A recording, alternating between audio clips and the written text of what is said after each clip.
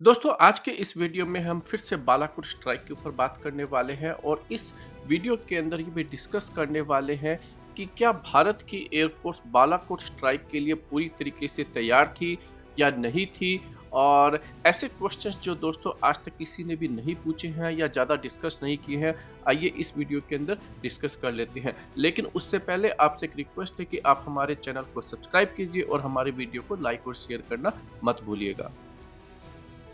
दोस्तों बालाकोट स्ट्राइक के अंदर भारत के Su-30 MKI के शॉर्टकमिंग्स के बारे में काफ़ी सारा डिस्कशंस हुआ है। लेकिन एक ऐसा पॉइंट है जिसके ऊपर आज तक भारत की मीडिया के अंदर कभी भी ज़्यादा डिस्कशन नहीं हुआ है। इस वीडियो के अंदर दोस्तों हम उसी पॉइंट के ऊपर डिस्कस करेंगे और फिर उसी नज़रिए से इस बालाकोट स्ट्राइक को फिर से समझने की कोशिश करेंगे। लेकिन इससे पहले आपसे दोस्तों एक बार फिर से रिक्वेस्ट है कि आप हमारे चैनल को सब्सक्राइब कीजिए और इस वीडियो को लास्ट तक जरूर देखना।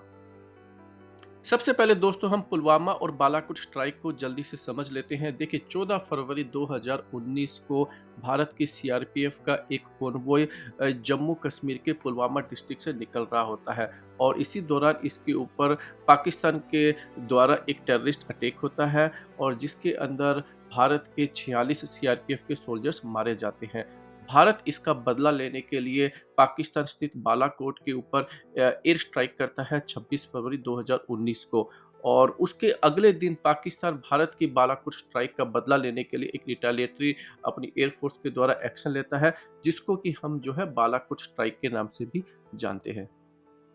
दोस्तों भारत जब 26 फरवरी को बालाकोट के अंदर स्ट्राइक करता है तो ये क्लेम करता है कि उसने पाकिस्तान के 300 से 400 के आसपास टेररिस्ट को मार गिराया है। लेकिन वहीं पर पाकिस्तान ये क्लेम करता है कि भारत की मिसाइल टारगेट तक नहीं पहुंच पाती है और उसके मिसाइल के द्वारा केवल कुछ ट्रीज जो है उनको ही नुकसान पहुंचता है। 26 फरवरी की इस स्ट्राइक को दोस्तों भारत के अंदर जीत के रूप में देखा गया, क्योंकि भारत ने पहली बार किसी भी टेरर अटैक के ऊपर इतना बड़ा एक्शन लिया था और भारत की जो एयरफोर्स है 1971 के बाद में पाकिस्तान के अंदर घुसकर उनके टेरर कैंप पर हमला किया और इसको पॉलिटिकली भारत की एयरफोर्स और सरकार दोनों ने एक्नॉलेज भी किया। और ये भारत की एक बड़ी जीत इसलिए भी थी दोस्तों, क्योंकि भारत के सारे फाइटर जेट अपने मिशन को कंप्लीट करके सक्सेसफुली वापस भारत लौट आते हैं। पाकिस्तान के द्वारा किसी भी फाइटर जेट को इंगेज नहीं किया जाता है और पाकिस्तान किसी भी फाइटर जेट को शॉट डाउन भी नहीं कर पाता है। हालांकि दोस्तों पाकिस्तान भारत के ऊपर अगले दिन रिटेलिएटरी एक्शन लेता है और अपनी एयरफोर्स के द्वारा भारत के ऊपर एयर स्ट्राइक करता है। इसको डिफेंड करने के लिए दोस्तों भारत के एयर स्पेस के अंदर भारत के 2 Su-30 MKI और 2 MiG-21 होते हैं। पाकिस्तान अपने F-16 को भी यूज करता है और भारत के ऊपर अमेरिका से एक्वायर की गई AIM-120 मिसाइल से भारत के Su-30 MKI के ऊपर अटैक करता है। हालांकि भारत के Su-30 MKI इसको डॉज करने में सफल हो जाते हैं और कोई भी F-16 जो है भारत के Su-30 MKI को शॉट डाउन नहीं कर पाता है। हालांकि भारत के Su-30 MKI दोस्तों इस पूरे डॉग फाइट के अंदर एक भी मिसाइल को फायर नहीं कर पाते हैं। और दूसरी तरफ दोस्तों भारत के जो मिग-21 होते हैं, जो कि एक सेकंड जनरेशन फाइटर जेट होते हैं, जिसको कि उनमें से एक फाइटर जेट जैसा कि आप सभी जानते हैं फ्लाइट नंदन अभिनंदन उड़ा रहे होते हैं, उनके उस फाइटर जेट को पाकिस्तान के F-16 शॉट डाउन करने में सफल हो जाते हैं और वो पाकिस्तान के द्वारा जो है कैप्चर भी कर लिए जाते हैं। और वहाँ पर ये भी कहा जाता है दोस्तों कि भारत का फाइटर जेट शॉट डाउन होने से पहले अभिनंदन पाकिस्तान के एक फाइटर जेट को भी शॉट डाउन करने में सफल हो जाते हैं। हालांकि दोस्तों अभी तक कोई भी इंटरनेशनल एजेंसी इस बात को वेरीफाई नहीं कर पाई है कि पाकिस्तान का कोई फाइटर जेट उस दिन शॉट डाउन किया गया था। अगले दिन दोस्तों पाकिस्तान गुडविल जेस्चर के तहत अभिनंदन को रिलीज कर देता है और 27 फरवरी को इसी डॉग फाइट से कुछ मिनटों पहले ही दोस्तों भारत फ्रेंडली फायर के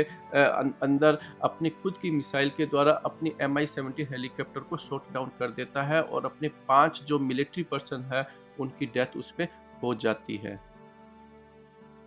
दोस्तों 27 फरवरी की इस डॉग फाइट के दौरान भारत का Su-30M का एक भी मिसाइल को फायर नहीं कर पाता है, क्योंकि दोस्तों जो पाकिस्तान के F-16 होते हैं उनके पास में अमेरिकन AIM-120 मिसाइल होती है जिसकी रेंज 120 किलोमीटर होती है, और वहीं भारत के जो Su-30M है उनकी मिसाइल की मैक्सिमम रेंज दोस्तों 70 से 80 किलोमीटर होती है। इसलिए पाकिस्तान के जो फाइटर जेट है वो एक सेफ डिस्टेंस के ऊपर Su-30M के ऊपर फायर कर रहे थे, और भारत के जो Su-30 है वो फायर इसलिए नहीं कर पाए दोस्तों क्योंकि भारत की मिसाइल की रेंज के अंदर पाकिस्तान के फाइटर जेट नहीं आ रहे थे। तो इसलिए भारत के Su-30 के ऊपर बहुत सारे क्वेश्चंस रेज होते हैं। लेकिन दोस्तों एक और ऐसा क्वेश्चन है जिसको कि भारत के मीडिया जनरली अपनी एयरफोर्स से नहीं कर पाई है। आइए अब उस पॉइंट के ऊपर भी डिस्कस कर लेते हैं। दोस्तों 27 फरवरी को जब भारत के ऊपर पाकिस्तान की एयरफोर्स अटैक करती है तो पाकिस्तान की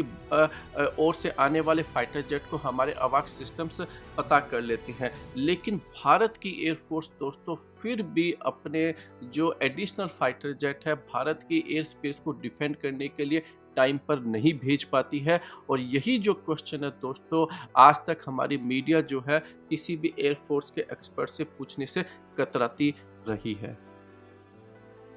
इससे ये पता चलता है कि दोस्तों भारत की एयरफोर्स इस पूरे मिशन के लिए प्रिपेयर्ड नहीं थी, और उसकी जो भी प्लानिंग थी वो पाकिस्तान के सामने दोस्तों अधूरी थी, क्योंकि भारत के अवाक सिस्टम्स ये पता लगा चुके थे कि पाकिस्तान के फाइटर जेट भारत की तरफ बढ़ रहे हैं, और फिर भी भारत जो है वो डिफेंड करने के लिए एडिशनल फाइटर जेट नहीं भेज पाया, और पाकिस्तान के किसी भी फाइटर जेट को हम शॉट डाउन भी नहीं कर पाए। इससे पता चलता है दोस्तों कि भारत की जो प्लानिंग थी इस पूरे मिशन के अंदर वो बहुत ही ज़्यादा कमज़ोर थी।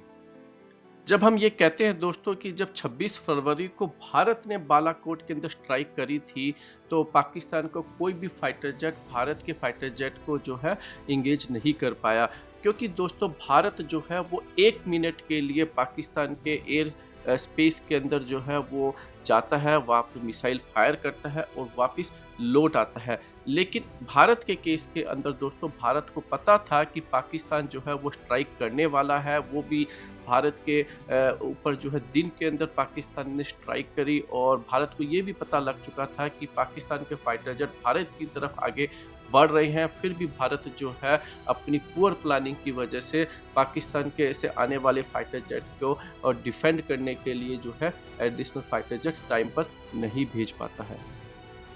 26 फरवरी का दिन दोस्तों भारत के लिए एक सक्सेसफुल दिन था, क्योंकि उस दिन भारत ने पहली बार एक एयरफोर्स के द्वारा मिलिट्री एक्शन लिया था। भारत ने इसको एक्नॉलेज भी किया था, और लेकिन 27 फरवरी के दिन दोस्तों जब दोनों एयरफोर्स के बीच में फाइट होती है तो भारत के लिए एक अच्छा दिन नहीं कहा जा सकता है, क्योंकि उस दिन भारत पाकिस्तान के ऊपर कोई भी डैमेज नहीं कर पाता है, बल्कि भारत का खुद का MiG-21 शूट डाउन हो जाता है, भारत के पायलट को कैप्चर कर लिया जाता है, और भारत अपने खुद के ही एक Mi-17 हेलीकॉप्टर को शूट डाउन कर देता है, जिसके अंदर 5 सैनिक की भी डेथ हो जाती है। इससे दोस्तों ये पता चलता है कि भारत की एयरफोर्स उस दिन उतनी प्रिपेयर्ड नहीं थी जितना उसको प्रिपेयर्ड होना चाहिए था। और अगर हम 5 साल बाद में भारत की एयरफोर्स की कैपेबिलिटीज को देखते हैं दोस्तों, तो भारत के अंदर केवल 36 रफाल का एडिशन हुआ है, और इसके अलावा दोस्तों भारत की जो ओवरऑल जो एयरफोर्स की स्ट्रेंथ है वो 2019 के मुकाबले में गिर चुकी है। हाँ दोस्तों, आपने सही सुना। अगर हम 5 साल बाद में पाकिस्तान की बात करते हैं दोस्तों, तो वो 2028 तक जो है चाइना से 5th जनरेशन फाइटर को इंडक्ट करने वाला है, और वहीं भारत जो है अभी तक 5th जनरेशन फाइटर जेट के रूप में कोई भी जो है ऑप्शन नज़र नहीं आ रहा है। भारत का जो खुद का एएमसी है दोस्तों 2035 तक डिले हो चुका है। आज के इस वीडियो में दोस्तों इतना ही। आप बताइए आपको ये वीडियो कैसा लगा, अपनी ओपिनियन कमेंट सेक्शन में ज़रूर बताइए। हमारे चैनल को सब्सक्राइब कीजिए, हमारे वीडियो को लाइक और शेयर करना मत भूलिए।